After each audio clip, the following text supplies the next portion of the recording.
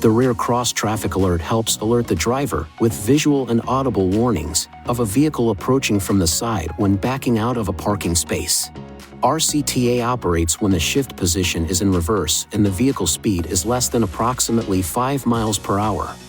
RCTA uses radar sensors located on both sides of the vehicle near the rear bumper to help detect an approaching vehicle.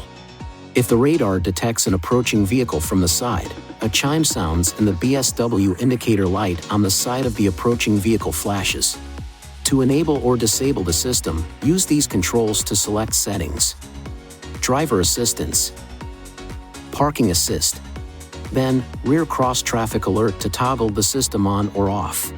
The RCTA system can also be temporarily turned on or off by touching this key on the center display.